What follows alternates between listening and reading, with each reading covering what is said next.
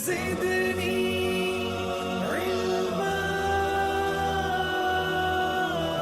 वालेकुम व्यूअर्स, कैसे हैं आप? आई होप कि आप सब खैरियत से होंगे। मेरी दुआ है कि आप सब खुश रहें, आबाद रहें। व्यूअर्स, इस वीडियो में मैं आपके लिए एक कंपैरिजन करने जा रहा हूं। ये टेक्निकल कंपैरिजन दो सोलर पैनल्स के दरमियान में है, लॉन्जी हाइमो 7 और कैनेडियन सोलर पैनल्स। दोनों के दोनों टॉप के सोलर पैनल्स हैं, लेकिन आप में से बहुत से लोग ये डिसाइड नहीं कर पा रहे होंगे कि इन दोनों सोलर पैनल्स के लिए आपके लिए कौन सा सोलर पैनल बेहतर है। इन दोनों में से किसी एक को चूज करने में थोड़ी मुश्किलात का सामना हो सकता है, क्योंकि ये दोनों कंपेटिटर्स हैं और दोनों हम पल्ला है। इस वीडियो को देखने के बाद आप यकीनन ये फैसला कर पाएंगे कि इनमें से कौन सा सोलर पैनल आपके लिए बेहतर है। चैनल पे अगर आप नए हैं तो चैनल को जरूर सब्सक्राइब करें, वीडियो को दूसरों के साथ ज़्यादा से ज़्यादा शेयर किया करें ताकि एक आम आदमी तक सोलर की सारी नॉलेज पहुंच सके। तो चलिए शुरू करते हैं। तो अभी सबसे पहले मैं आपको ये बताऊंगा कि दोनों सोलर पैनल जो हैं वो एन टाइप के हैं। मतलब लॉन्जी हाइमो 7 का पैनल है वो भी एन टाइप वेफर के ऊपर बना हुआ है। इसकी जो वेफर है वो एन टाइप की है। टेक्नोलॉजी डिफरेंट है, मगर इसकी वेफर एन टाइप की है और इसकी वेफर भी एन टाइप की है। जैसे कि मैं आपको पी टाइप और एन टाइप में एक बहुत सारी वीडियोस में बल्कि एक्सप्लेन कर चुका हूँ कि इन दोनों में क्या डिफरेंस है।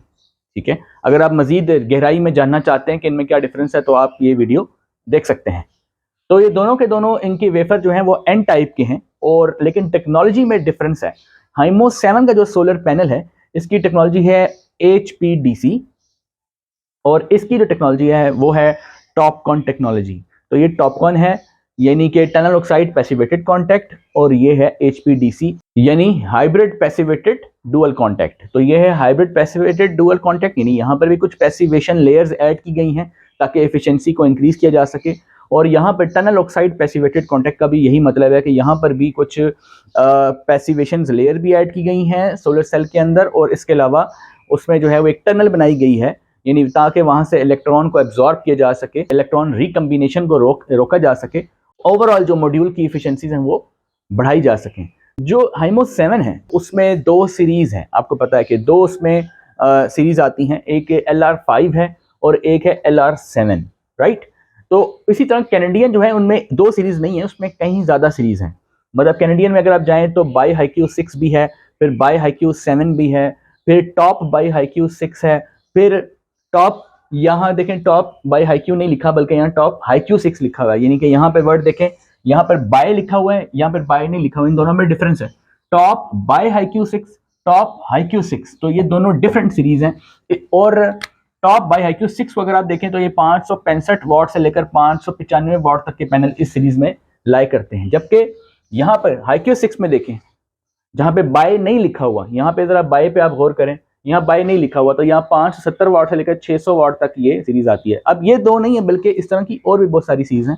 कैनेडियन के सोलर पैनल जो है वो 600 वाट से ऊपर भी मौजूद है। लेकिन इस पर्टिकुलर वीडियो में इन दो को मैंने क्यों चूज किया है, वो इसलिए चूज किया है कि यहाँ पे अगर आप गौर से देखेंगे LR5 जो है, जो कि लॉन्जी हाइमो 7 की सीरीज है, वो 560 वाट से लेकर 590 वाट तक है। लिहाजा में कैनेडियन की ऐसी सीरीज पिक करनी चाहिए जिसके वाटेजेस करीब करीब हो। जैसे देखें ये 560 से लेकर 590 है, तो यहाँ पर टॉप बाई हाईक्यू 6 जो है वो 565 से लेकर 595 है। लिहाजा ये दोनों करीब करीब है, इसलिए इन दोनों को पिक किया गया है। उसके बाद अगर आप यहाँ पर देखें, यहाँ पे LR7 में देखें, यहाँ 585 से लेकर 620 है, और वहां पे टॉप हाईक्यू 6 को देखें 570 वाट से लेकर 600 वाट तक के सोलर पैनल इस सीरीज के अंदर मौजूद हैं। यहाँ पे भी 600 वाट का पैनल मौजूद है और यहाँ पे भी 600 वाट का पैनल मौजूद है। तो ये दोनों चूंकि करीब करीब है, लिहाजा इन दोनों का कंपैरिजन बनता है और यहाँ पर इन दोनों का कंपैरिजन बनता है। हाइमो 7 जो है, अगर आप उसकी LR5 सीरीज पिक करते हैं और यहाँ पे कैनेडियन की टॉप बाई हाईक्यू 6 पिक करते हैं, तो इन दोनों की अगर आप डायमेंशन देखें तो वो बिल्कुल सेम है, यानी कि उनकी लंबाई, चौड़ाई, मोटाई तीनों की तीनों सेम है। फिर अगर हमें वेट की बात करें तो हाइमो 7 का जो सोलर पैनल LR5 का है वो 31.8 किलोग्राम यानी तकरीबन 32 किलोग्राम के करीब है, और यहाँ पे देखें कैनेडियन का जो सोलर पैनल है वो 32.3 यानी ये भी तकरीबन 32 किलोग्राम के करीब है। थोड़ा सा डिफरेंस है, 0.5 किलोग्राम जो है वो कैनेडियन का थोड़ा सा हैवी है, वो भी सिर्फ आधा किलो का फर्क है, लेकिन तकरीबन ये सेम है, 32 किलो ऑन एवरेज आप इन दोनों को कह सकते हैं। इसका मतलब ये हुआ कि ये लेंथ विड्थ हाइट में भी सेम है, अपने वेट में भी तकरीबन सेम है, और वाटेजेस भी इनकी करीब करीब हैं, तो इन्हीं का कंपैरिजन बनता है। अब देखें यहाँ पर अगर आप देखें, अगर यहाँ से हम 590 वाट का पैनल पिक कर लेते हैं, इसका देखें हाईएस्ट कौन सा है, 560 से स्टार्ट हुआ, 590 पे खत्म हुआ, 565 से स्टार्ट हुआ, 595 पे खत्म हुआ। तो 590 यहाँ भी मौजूद है, 590 यहाँ भी मौजूद है। तो हमने 590 वाट का अगर हम पैनल पिक करते हैं तो अब हमने ये देखना है कि हमने कौन सा परचेज करना है, ये परचेज करना है या ये परचेज करना है। अगर हम 590 वाट का पैनल देखें तो यहाँ पे देखें 22.8% एफिशिएंट है, यानी कि LR5 जो है वो इतना एफिशिएंट है। इसी तरह टॉप बाय HiQ6 का जो 590 वाट का पैनल है वो भी 22.8% एफिशिएंट है। हम मार्केट में परचेजिंग के लिए जाएं और 590 वाट के इसका भी पैनल मौजूद हो और 590 वाट का इसका भी सोलर पैनल मौजूद हो। अब दोनों की चूंकि लेंथ विड्थ हाइट भी सेम है, दोनों का चूंकि वजन भी सेम है और दोनों की एफिशिएंसी भी सेम है, इसका मतलब है इन दोनों में हमें कंफ्यूज नहीं होना चाहिए।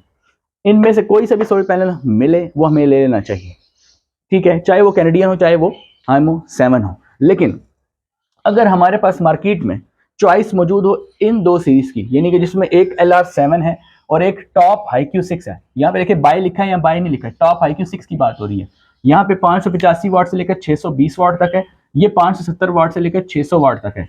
अब कोई एक सोलर पैनल हम इसमें से पिक कर लेते हैं जो यहाँ भी मौजूद हो और यहाँ भी मौजूद हो। फॉर एग्जाम्पल अगर हम 590 वाट का पिक करते हैं, देखिए 585 के बाद 5 वाट के गैप से कौन सा आ रहा है, 590, और यहाँ पर भी 570 का भी होगा, 575, 580, 585 और 590।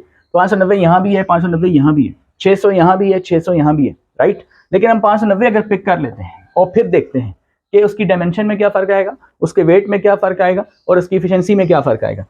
आप क्लियरली देख सकते हैं कि डायमेंशन किसकी ज़्यादा है, यानी कि लेंथ जो है वो इसकी LR7 की ज़्यादा है, यानी कि इसकी हाइट ज़्यादा है, लंबाई ज़्यादा है। ये 2.278 मीटर है, ये 2.382 मीटर है, 0.1 मीटर्स को आप ज़्यादा कह सकते हैं।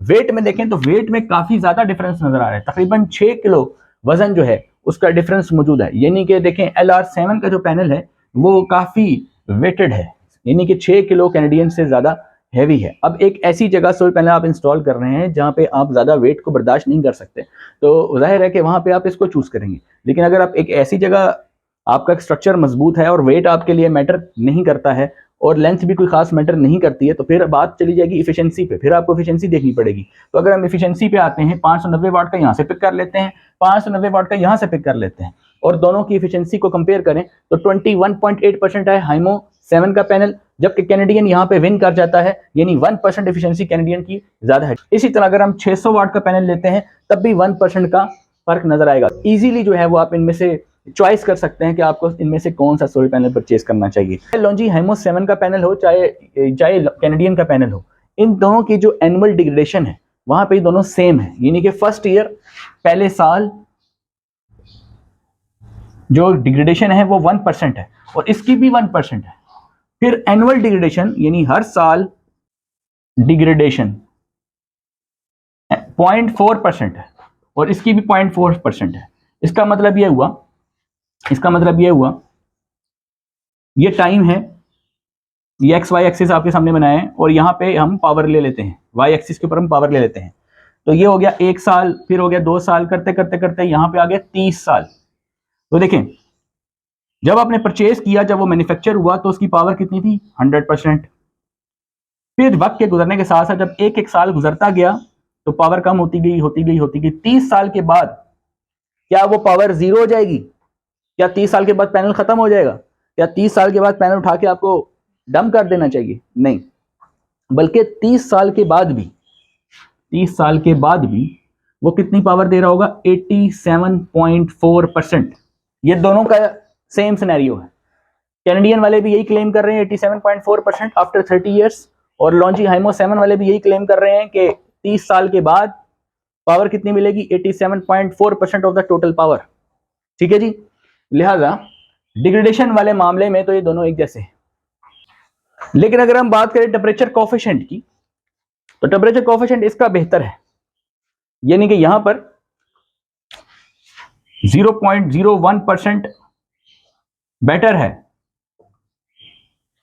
0.01% जो है वो लॉन्जी का जो पैनल है, यानी हाइमो 7 का पैनल है, वो कैनेडियन से 0.01% बेटर है। ये कोई इतना बड़ा डिफरेंस नहीं है।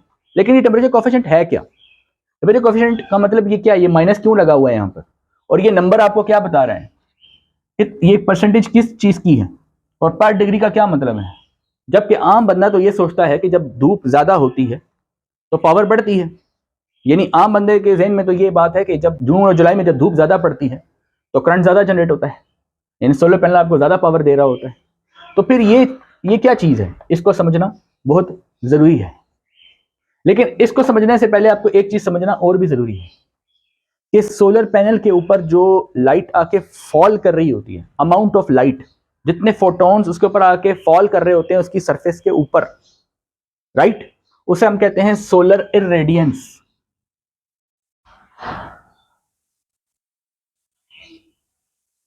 सोलर इरेडियंस मेजर होती है वॉट्स पर मीटर स्क्वायर पे, यानी कि जितनी अमाउंट ऑफ लाइट एक सोलर पैनल की सरफेस के ऊपर आके जो फॉल कर रही है, लाइट आके फॉल कर रही है सनलाइट, तो अगर ये एरिया 1 मीटर हो और इसकी लेंथ विड्थ 1 मीटर ले लें तो इसका एरिया कितना होगा, 1 मीटर स्क्वायर होगा। तो 1 मीटर स्क्वायर एरिया के ऊपर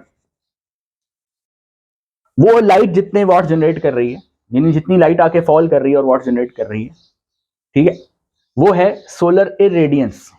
अब ज़ाहिर है अमाउंट ऑफ लाइट क्योंकि एक एरिया के ऊपर आके फॉल करती है, तो जितनी अमाउंट ऑफ लाइट एक पर्टिकुलर एरिया के ऊपर, एक फिक्स एरिया के ऊपर ज्यादा अगर लाइट आएगी, ज्यादा अमाउंट ऑफ लाइट, ज्यादा अमाउंट ऑफ फोटॉन्स आएंगे, तो उसकी इरेडियंस बढ़ जाएगी। जब लैब में सोलर पैनल टेस्ट होता है वो एसटीसी के ऊपर बनता है, स्टैंडर्ड टेस्ट कंडीशंस कहते हैं उनको। और वो क्या है कि वहां पर जो सोलर सेल का जो टेम्परेचर है वो 25 डिग्री सेल्सियस ले जाता है, सोलर सेल का टेम्परेचर, बाहर का टेम्परेचर नहीं, एम्बियंट टेम्परेचर नहीं, एयर टेम्परेचर की बात नहीं हो रही, एनवायरमेंट के टेम्परेचर की बात नहीं हो रही, बल्कि सोलर सेल के अंदर जो, यहाँ देखें सोलर पैनल है, इसके अंदर जो सेल है अंदर, उन सेल का जो टेम्परेचर है उसकी बात हो रही है, वो लिया जाता है 25 डिग्री सेल्सियस। जबकि जब धूप बढ़ती है, जब सूरज की रोशनी तेज होती है, तो सेल का टेम्परेचर 25 रहेगा? यकीन नहीं रहेगा। ये तो लैब के अंदर जो ऐसा इन्वायरमेंट क्रिएट किया गया था, वहां पे तो स्टैंडर्ड टेस्ट कंडीशंस थी, स्टैंडर्ड थी, वहां पे तो 25 डिग्री इसका मेंटेन किया हुआ था, हर सेल का 25 डिग्री मेंटेन किया हुआ था। लेकिन जब धूप में रखा पैनल को, राइट, तो क्या वहां पर ये सेल का टेम्परेचर 25 रहेगा? नहीं रहेगा, बल्कि बढ़ जाएगा। अब जब ये 25 से बढ़ जाएगा तो क्या होगा, डिग्रेडेशन होगी। अब अगर ये 25 से हो गया 26 डिग्री सेल्सियस सेल का टेम्परेचर, तो 0.29% ऑफ द टोटल पावर कम हो जाएगी हर 1 डिग्री सेल्सियस के ऊपर। देखें 25 से अगर 26 हुआ तो 0.29% कम हो जाएगी पावर। 27 डिग्री हुआ तो कितने हो गए, तकरीबन 0.6 के करीब। अगर 28 डिग्री हो गया सेल का टेम्परेचर तो 0.9 के करीब, और अगर 28 से ऊपर 29 कहीं हो गया तो 1% से ज्यादा पावर डिग्रेड हो जाएगी। लेकिन ये कोई बहुत ज्यादा तो पावर नहीं डिग्रेड हुई, 0.29% तो बहुत कम होता है। इवन कि अगर 3 डिग्री टेम्परेचर पर चला जाए तो 1% के करीब बनता है। तो 1% कितना होता है, 100 का 1 पार्ट, यानी हर 100 वाट के पीछे 1 वाट, और हर 500 वाट के पीछे सिर्फ 5 वाट। यानी कि ये जो डिग्रेडेशन है ये समझे कि 5 से 6 वाट हो रही होती है हर 3-4 डिग्री के बाद। तो ये कोई इतना बड़ा फर्क मौजूद नहीं है, लेकिन है, मैटर तो करता है हमारे लिए। लेकिन जब इससे ज्यादा जो चीज मैटर कर रही है सोलर पैनल की एनर्जी बनाने में या पावर बनाने में, वो इरेडियंस है। इरेडियंस जो है वो स्टैंडर्ड टेस्ट कंडीशंस के ऊपर 1000 वॉट्स पर मीटर स्क्वायर कंसीडर की जाती है, यानी कि 1 मीटर स्क्वायर 1000 वॉट जनरेट कर रहा है। जबकि प्रैक्टिकली ऐसा नहीं होता।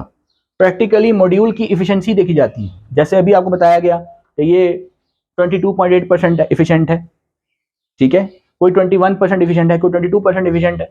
तो वो जो मॉड्यूल की इफिशिएंसी है वो बेसिकली आपको बता रही होती है कि इफिशिएंसी आपको ये बता रही होती है कि ये 1 मीटर में 1000 वाट तो नहीं कर सकता, तो 1 मीटर में ये 1000 वाट का कितने परसेंट करेगा। लेकिन प्रैक्टिकल जो एनवायरनमेंट है वो स्टैंडर्ड तो नहीं है, वहां पर उसे हम कहते हैं NOCT conditions, nominal operating cell temperature, जहां पर इरेडियंस जो है वो 1000 वाट के बजाय 800 वाट पर मीटर स्क्वायर कंसीडर की जाती है।